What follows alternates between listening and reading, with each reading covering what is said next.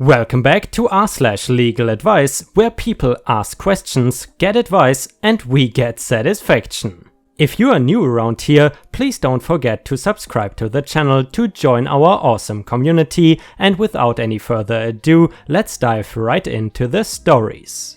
This one is titled, "Can I invoice the police for wasting my time/money/loss of wages?" Last month, a police officer from a police force over 200 miles away contacted me about his wish to invite me in for a voluntary interview. He said voluntary interview, but told me if I didn't attend I would be arrested at work, so I really had no choice. After some liaising with him, and he was good enough to let me enjoy my holiday out of the UK before I attended, but last Tuesday I attended the police station. The time he wanted me to attend it worked out cheaper to travel up the night before, stay in a hotel, then get a peak time train. So I did at a cost of £144 to myself, and I took a day unpaid leave from work. Was too short notice to book paid leave. I confirmed with the officer the day before that everything was still confirmed for Tuesday, and he confirmed. When I attended the police station on Tuesday morning, I was told the officer was off shift/on rest day. He had asked someone to reach out and let me know, but apparently the message didn't get through. He then rearranged for Friday of last week, again the same situation. He could only do before 11 AM due to the time it takes me to travel and the cost of peak train tickets. I got a budget hotel the night before, and the train down at a further cost to me of £168. Was shorter notice, so the hotel was more expensive, but still worked out £30 cheaper than getting the train in peak times. So I am now £312, which I think is around $360, physically out of pocket, and will have around £500 less in my wage packet this month for taking 2 days unpaid leave. The long and short of the entire interview was a few questions, and as advised by my lawyer to say no comment the entire way throughout. He then told me that I had to wait around for him for 20 to 30 minutes, which I did in the reception of the police station, before he asked me to come through and told me that there would be no further action.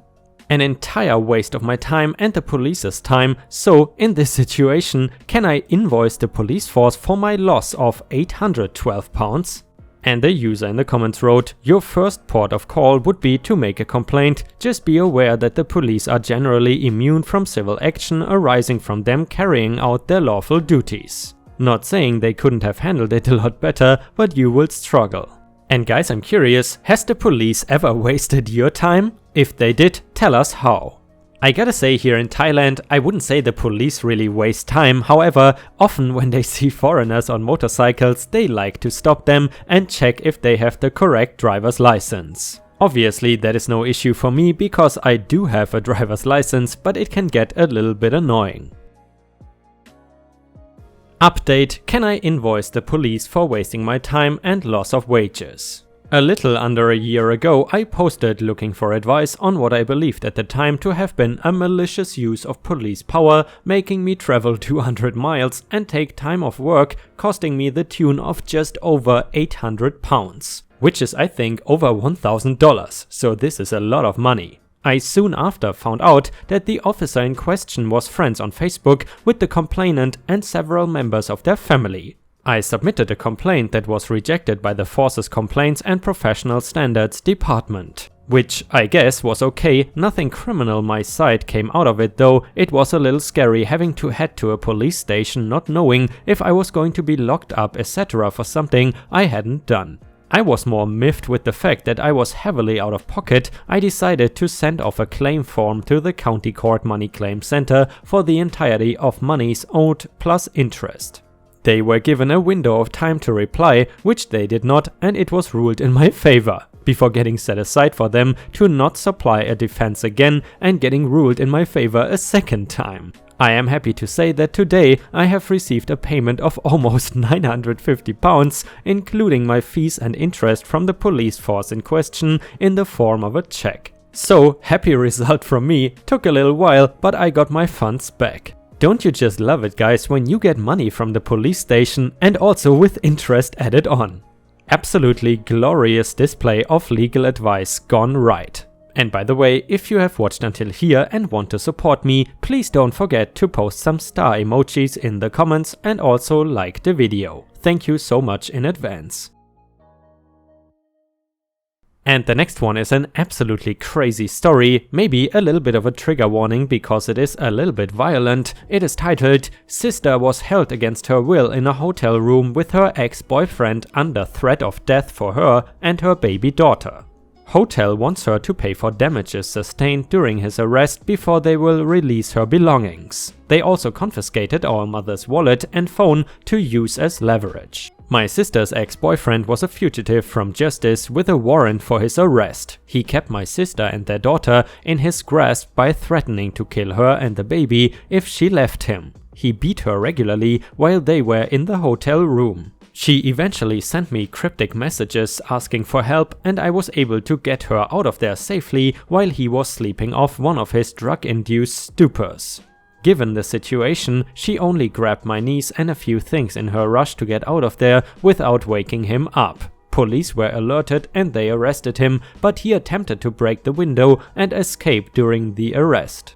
When we returned to the hotel to pick up my sister and niece's belongings, my elderly mother, 70s, insisted on coming for support. My mother also needed to use the bathroom once we arrived to the hotel. Because of the pandemic precautions, they only wanted to allow my sister in and begrudgingly allowed my mother in because she needed to use the bathroom. I remained in the car. My sister came back crying and said they won't allow her to collect any of her stuff unless they are paid $700 out of pocket for the damage to the window sustained when he was attempting to flee from the police. This includes my sister and niece's clothing, ID and other personal documentation, birth certificate, medications, etc. And then, even worse, my mother forgot her wallet and cell phone in the bathroom, and the staff quickly confiscated those as well to use as leverage to force somebody to pay for the window damage. And a user in the comments said, "As for your mom's phone and wallet, I would call the police and report them stolen by the people in the hotel. They have no right to keep those possessions." And another person said, "This right here, call the police and have them sort it out." I gotta admit guys, that is probably the crappiest hotel I've ever heard of. Then again, it is an interesting, bizarre legal case to be honest. What do you do if essentially a criminal breaks the window at a hotel because he tried to escape the crime scene? Who is responsible for paying that? Well, let's see what the update has in store for us. Update to the hotel story. I found out my sister contacted the police about this last night, and whoever spoke with her brushed the entire ordeal off as a small claims court matter, which disheartened her and my mother. Following these suggestions from the thread, today we spoke with the deputy who was the first contact with my sister about this entire situation, and he escalated it to his superior. The deputies then went to the hotel to set the manager straight. They essentially told him that he cannot keep the belongings as leverage and that he would have to pursue damages properly in civil court. The hotel staff were very nice and understanding, but the manager's entire demeanor was extremely hostile and unprofessional. Apparently, he was very rude to the officers. I did not like the way he spoke to his staff, but we got their stuff back without any major further hassles. Thank you everyone for your suggestions. We are also pursuing additional resources / assistance / counseling for her as a domestic violence victim going forward. She's in contact with a case manager from the local women's shelter.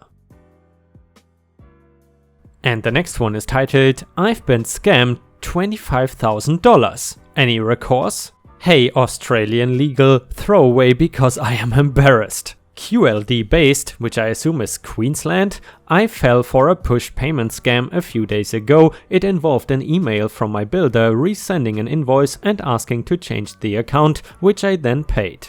The email address was identical to the actual builder's, and the scammers just copied the builder's invoice but changed the account details. So I still owe my builder $25,000 and I've sent another $25,000 off into the other. Or either, I'm not sure.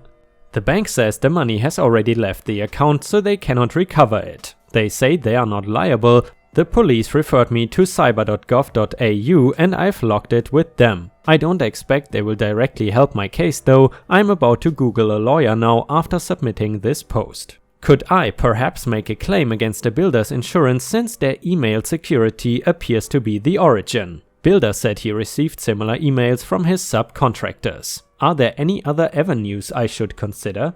And a user in the comments said, I used to work for a bank. I wouldn't be totally satisfied with their response. Contact their customer relations department directly. Ask them to issue a trace and recall of funds, at least that is what we used to call it. The activity probably won't be successful, but at a minimum it alerts the receiving bank to an allegation of fraudulent activity on one of their accounts. If the funds are still there, the receiving bank should freeze these funds due to the allegation of fraud/criminal activity. The account owner should then be required to demonstrate why those monies are legitimate. And the next one is an update to the $25,000 push payment scam. As promised, here's the update now that the police have concluded their investigation. After going through all the stages of grief, I came to accept the loss after I paid the builder in full. We had him in the room with us while we did it this time. It was a relief because until I paid him, I was dealing with 2 issues. My lawyer said that going to court was a 50-50 chance and those court expenses would ultimately cost more. So we took it on the chin and moved on, hopefully a little wiser. The issue was passed to the WA police as the dodgy account was from Perth. They called me just now and apparently a Perth local had been caught up in a love scam and set up an account for the scammers and helped wire funds. He himself lost 14,000, I guess Australian dollars, and his lover claimed she was setting up a furniture business in Perth, which was what the money was for. Once it was transferred offshore, it was lost forever. I still don't have details on how my builder's network was hacked, as that is his investigation, but Queensland police suggested it was most likely a Trojan that flags invoices to an offshore third party so they can then insert their own version to the email chain, all invisible to the original sender. The advice I received here really helped the wife and I map out the potential outcomes and make the decisions we did. So thanks everyone for your time and particularly the linked resources. It gave us some sense of control among the chaos. And the next one is a particularly crazy one. It is titled, Neighbor is purposely trying to catch the virus from me by chasing me down every time I go in my yard, in Ontario, Canada. I was exposed to the virus a few days ago and have been self-isolating since then. The health unit said I could still go in my yard to the garden. A neighbor saw me outside and started talking from a distance, asking to borrow one of my gardening tools, and I told her that it wasn't a good idea because I was exposed to the virus, and she started walking towards me, saying she wants to catch it and get it over with so she will be immune. I dropped everything and ran inside because I don't want to infect her and watched from the window as she licked my tools. I'm not kidding, I sanitized them when I went to go get them. Guys, that is definitely not the best idea during these times to lick someone's tools. If you catch my drift. She started running out toward me every time I try to go water my garden. It has happened 4 times now and I don't know if I will be held responsible if she catches it. I also know she has a toddler and I think her parents come visit still sometimes. If it matters at all, I don't actually know if I have it. They won't test me unless I have symptoms, but I don't have symptoms, but my roommate had it and I have to self-isolate 2 weeks from his last day of having it. Is there anything I can do about this? The only thing I can think of is have her trespassed, but she obviously won't listen to it. And a user in the comments said, call the police and let them know and ask them to give her a warning about trespassing. If she keeps it up, having been warned will make it much easier for your local police to charge her with trespassing and possibly harassment if you reasonably fear she might make violent contact with you. That includes unwanted hugs. And I gotta say guys, the whole idea of getting infected and then you're immune, that is something I think that was practiced maybe 3 or 4 months ago in Germany, where people were having so-called COVID parties, where people intended to get infected to then be immune forever.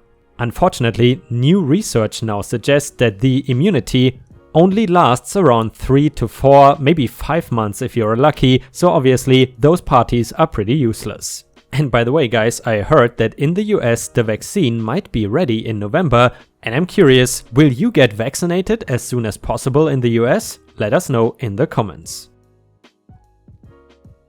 Update to the neighbor's story. So I hadn't heard anything from the neighbor until this morning when her husband stuck something in my mailbox, so I talked to him through the window. He told me that he was contacted about her behavior while he was quarantined somewhere else because he was exposed to the virus, and he got the health unit to make an exception to the no symptoms no test rule in the interest of the health of his wife and kid.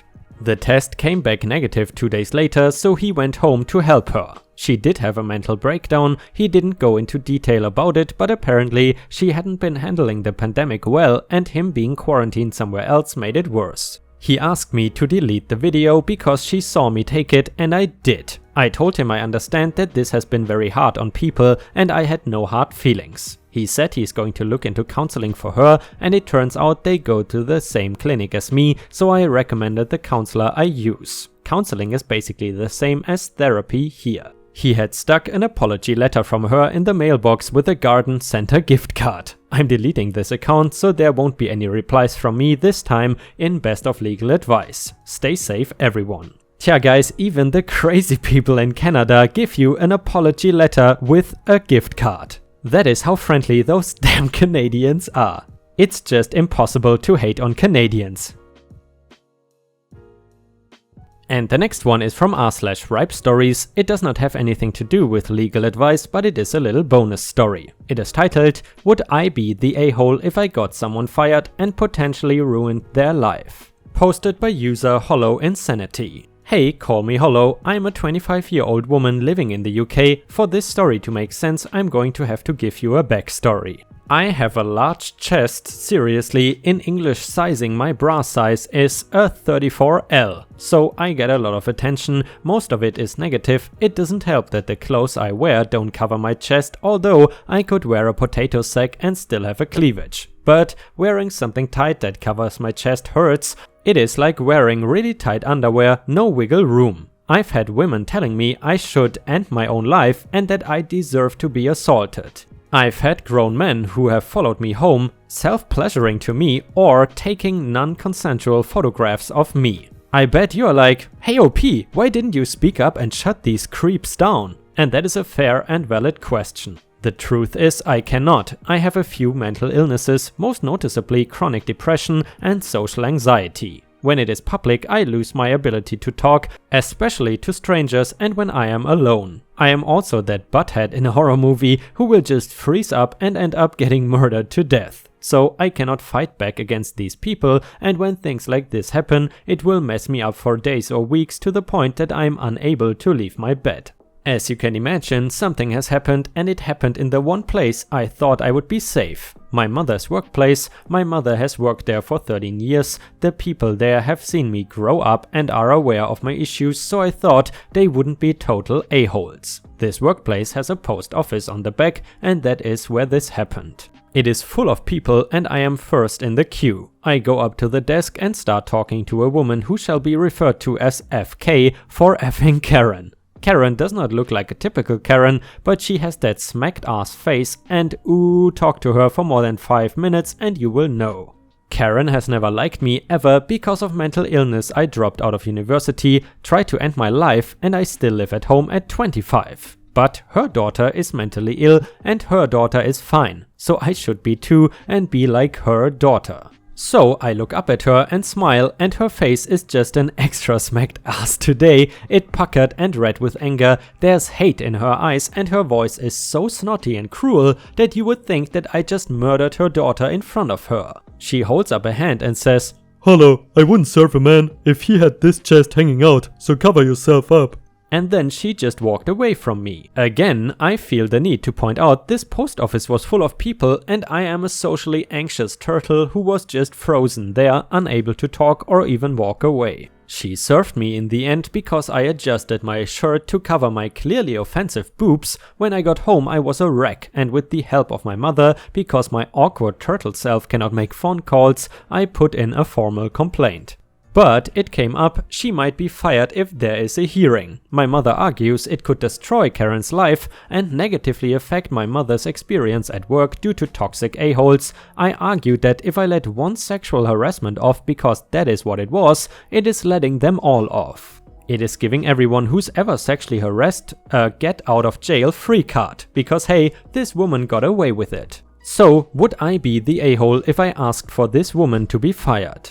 And guys, please let me know your opinions about this in the comments. Do you think OP is the a-hole or not? Personally, if you ask me, you are definitely not the a-hole, because this Karen is absolutely awful and she should not treat people like this. I don't really know what to even call that. I guess it is body shaming or something, and this is not something that should ever happen at a workplace if you ask me.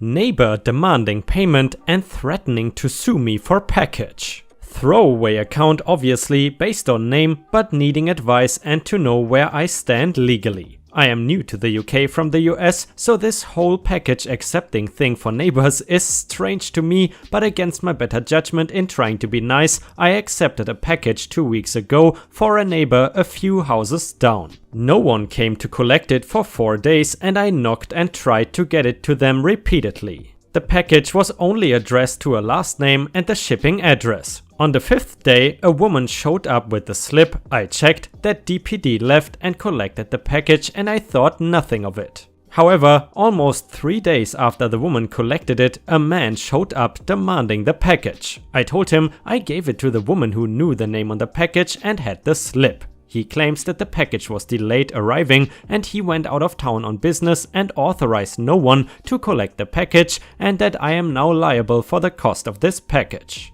Monday, he presented me with a receipt and his business card attached. He's a solicitor to add to the fun mix to a letter demanding reimbursement within 5 business days for this package that he's claiming was a £1,400 computer, which is, I suppose, around $2,000. I talked to his direct neighbors who had spoken to him, and apparently his soon-to-be ex-wife was the one who collected the package and she's claiming she doesn't have it now. Can he hold me liable for the package? He came by this morning to discuss payment and shoved another business card through my letterbox saying he will sue me if I don't agree to pay him by Friday. And now the update to the neighbor's story. So I thought I would give an update since I've gotten some messages. Last week I contacted the SRA and they told me that although it was distasteful, it is not within their ethical guidelines and it is not criminal, but if I was concerned I should speak to a solicitor or a legal clinic. I decided to let it go and wait and see what happens and not contact his employer because it would probably make things worse, and Friday came and went with no contact, so I assumed he had decided not to pursue anything. Well, Saturday morning I am in the shower and I hear my sister arguing with someone at the front door, and it is him. I am going to refer to him as AH from here on out, and AH is telling her he's going to sue me, that he has statements from the neighbors in between our house and his who say they saw me accept the package, which is a total lie because they were not home. I got a video recording of him hollering and telling me about the big fancy firm he worked for and how he was going to sue me and get my visa revoked, etc. So I told him to go ahead and sue me and we can go to court, but in the meantime get off my lawn. I also spoke to another neighbor who said further down the street is another American who is a law student and maybe she could help. So I talked to her and she watched the video and she said to call the firm and tell them I'm holding them liable since he's using their name to essentially extort me and have a few key phrases and sentences to use.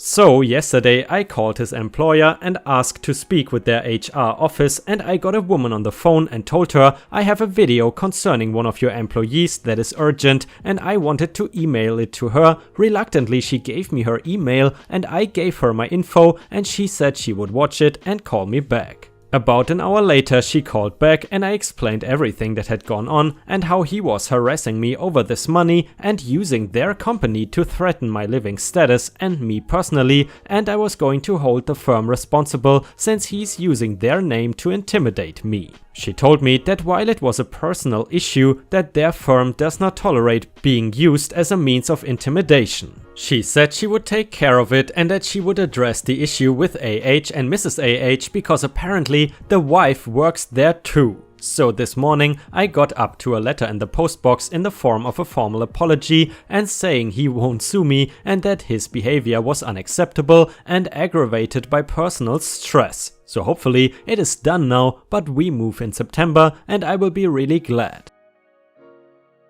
And the next one is titled, Being Harassed by Jehovah's Witnesses, What Actions Do I Need to Take? The long version, we have 3 access points to our house. Door 1, door 2 and door 3.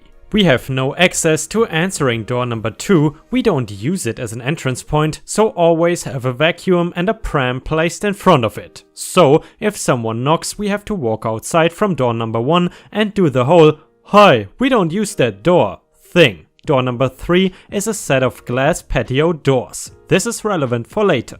4 months ago, Jehovah's Witnesses knocked on door number 2. I walked around to the side to see who it was and was ambushed into a conversation by Brenda, and it became very obviously immediately that she is a JW. I was 9 months pregnant at that point and Brenda asked me a lot of questions about my maternity leave and my husband's schedule. I thought the questions were innocent enough and answered them. Since then, every week she has been back, sometimes 2 or 3 times a week, but always at least once. She always brings a different person with her. I have asked her several times to stop coming back and to leave me alone. I feel like I've been targeted because she knows I am at home alone and therefore vulnerable. I constantly have my blinds drawn and I am afraid to answer the door. She has tried several times to enter my home and I have always shut the door in time. I have not answered the door in weeks. My husband is furious about the situation, but he's never home when they knock.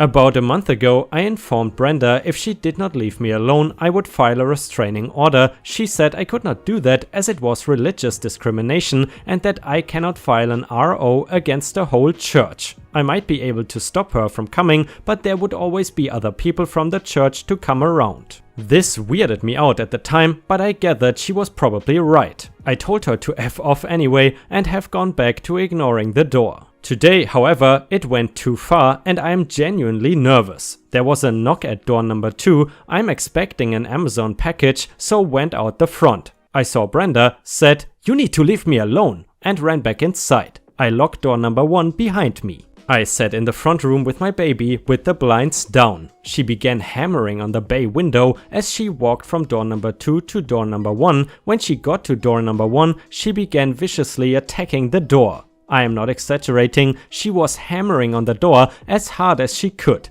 I stood in the doorframe to the living room and watched the door handle going up and down as she tried to enter. I stayed silent. The person she had brought with her was stood at door number 2. I could see the silhouette through the frosted glass. They did not move from door number 2 the entire time. After 3 or 4 minutes of her trying to open door number 1, she walked around the side, again hammering on the bay window. I stood still for about a minute in the doorframe. I was about to turn around, but then I saw Brenda stood at door number 3. From where I was stood, I could see out to door number 3, but someone stood at door number 3 would have not been able to see me. She was trying to open door number 3 silently. I always keep that door locked, thankfully. After roughly a minute of her trying to get in, she began pounding the glass. This went on for about 10 minutes. I phoned the non-emergency police line and told them I felt like I was being harassed. The woman I spoke to was lovely and told me she could hear the noises through the phone. She said I needed to phone the church they were from, speak to the leader and file a complaint. She advised me to go to the Citizens Advice Bureau and ask for help drafting a legal letter telling them they needed to stop. She told me that if they continued, she had logged the incident and said I needed to phone back and quote that reference number as they would then send police officers to the church to have a word. After this call, I phoned CAB to try to make an appointment and was told it would be 6 weeks or I could try going in for a walk-in appointment. I cannot go to a walk-in as I have a 3.5 months old baby and we would be there for hours. I also think 6 weeks is too long for me to be living in fear of answering my own front door. I then tried to phone the branch Brenda is from. I live in Huddersfield and when you Google Kingdom Hall Huddersfield, no phone number for that branch comes up anywhere. Muirfield and Bryhouse both have numbers though, which I called. Muirfield or Murfield, I'm not sure, went straight to voicemail. Bryhouse answered but would not transfer me to Huddersfield. They transferred me to their service department in London. The operator refused to give me the phone number for the Huddersfield branch. He said he could take my name and number and they could call me back. I refused to give my number and said I urgently needed to speak to the Huddersfield branch leader. He asked why and I took a leap of faith and told him the truth. He told me that he could not give me the number, but he could take my name and number. At this point I was pissed off, said some rude things and hung up. I'm annoyed and distressed, I want this to end. I felt like I was in a bloody horror movie watching her try to claw her way through door number 3. How can I get this to end? Should I phone the police again? Do I need to draft a cease and desist letter? Is it true that I cannot get an RO? Is there some sort of law they are breaking by trying to enter my home? Please help, thanks in advance. And now the update to the Jehovah's Witnesses story from before. Hi guys, it's been a week, so I thought I would share with you what has happened so far. After calling around for hours and constantly having my request for a phone number for the correct congregation refused, I decided to lie and say I had just joined the congregation and was looking to speak to one of the elders. At this point, someone from Colne Valley gave me the phone number for one of the elders named Raymond in Huddersfield. I called him, no answer, left a voicemail explaining my situation and asking him to return my call. After a few missed calls back and forth between us, I sent Raymond a text saying this. Hey Raymond, this is Lower Chelsea from address. Unfortunately, we seem to keep missing each other's calls. I would like to be placed on a do not contact list if you have one, as I've been visited weekly for over 4 months after making it clear I am not interested. I'm a new mom on maternity leave and I am starting to feel harassed because I am home alone. After Friday's events, when the door handle was tried after I did not open the door, I contacted the police and now I have an incident number to call if anyone returns to my house. I've been assured that any future visits will culminate in police involvement. I'm very sad it has come to this, as I've always been on very friendly terms with the Jehovah's Witnesses in my community. However, after my door handles were tried, I have to take into consideration the safety of my baby. For the first time, I was genuinely concerned and deeply upset. Thank you for understanding. Raymond called me as soon as I sent the text. He was a really nice man. We were on the phone for about 30 minutes. He was horrified and disgusted and assured me this was not how JWs are supposed to act. Now, he told me there's no one named Brenda in his congregation. He asked me to describe her and if I could name anyone she had brought with her. I gave the description but could only remember the names of 4 of the people she had brought, none of which sounded familiar to him either. He asked if she definitely went to his church. I told him that she had said she did, because she specifically described the location as by Metalon. I had thought it was weird at the time because usually the JW that visit my area are from Lockwood or Colne Valley. Raymond was even more concerned and started echoing some of the sentiments you guys had said, aka that she might not be a real JW, just someone posing to try to gain access to people's homes, or she might be mentally unstable and trying to preach to people who are not on her patch. He told me if she turned up again to call the police immediately. He also told me that in the meanwhile he was going to call every congregation in a 20-mile radius, give her description and put my address on a do not contact list. He was very sorry and said he hoped her behavior had not blighted my view of all JW. I explained it hadn't. He said he would call me if he got any updates. Well, it's been a week now and I've heard nothing from him, but I've also heard nothing from Brenda. Usually, she visits about 3 times in an 8-day period and she always turns up on a Wednesday, but nothing this week. Today was the first day I had my living room blinds open in 4 months. It was lovely, although it really showed all the areas I need to deep clean. Oops.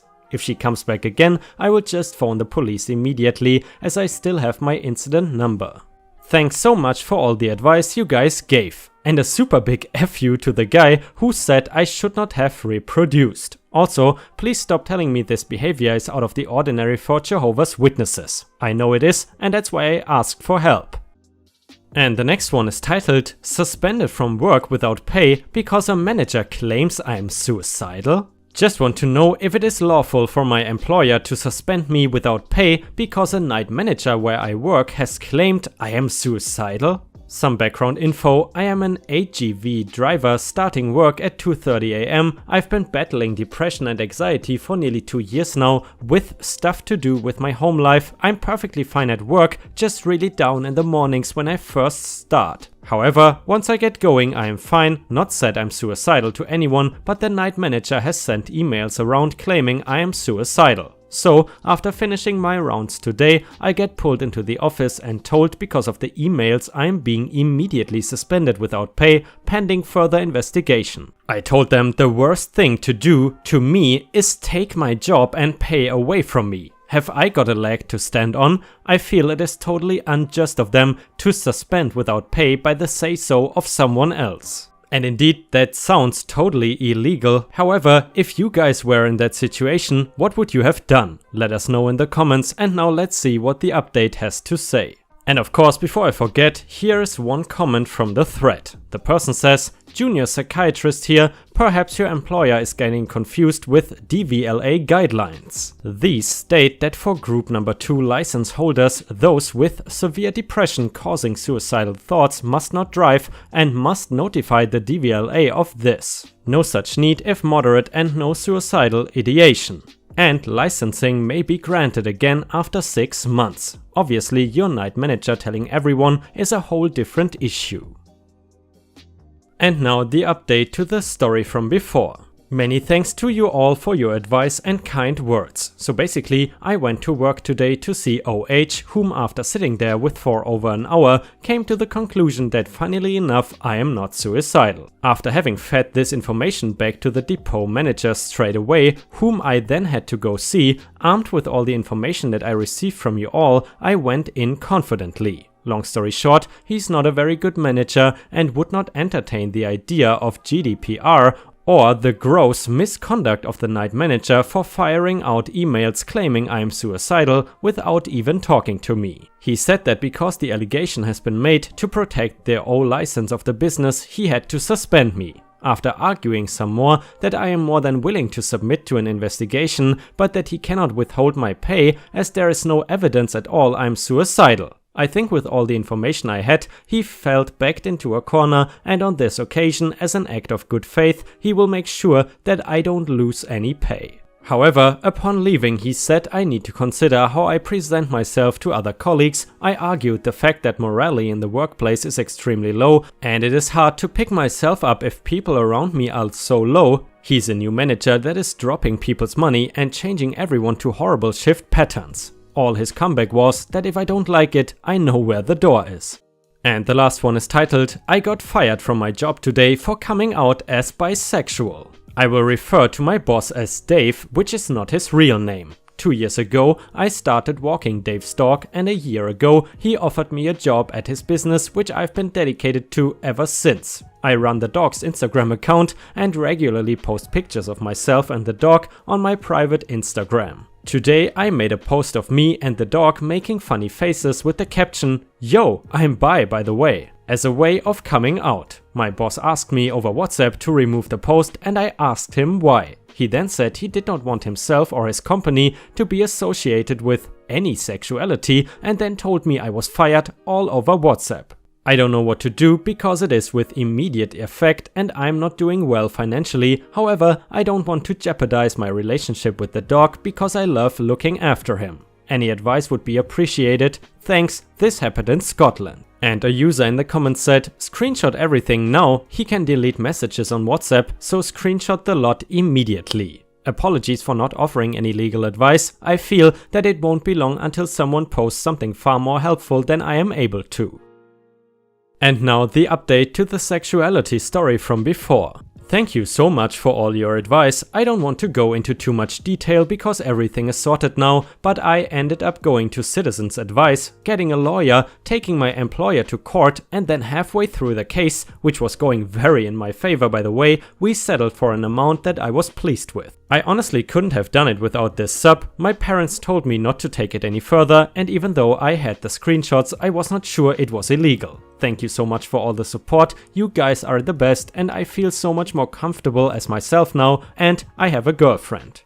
And guys, unfortunately, we have already reached the end of the video. I hope you enjoyed today's stories, and if you haven't already, please also go to patreon.com/ripeyoutube, where I upload exclusive Reddit videos starting at just $3 a month. This is a great way to support me in case you are interested, and the chance for me to become independent from YouTube revenue. Thank you so much for watching. Please don't forget to subscribe and like the video, and I hope to see you again tomorrow.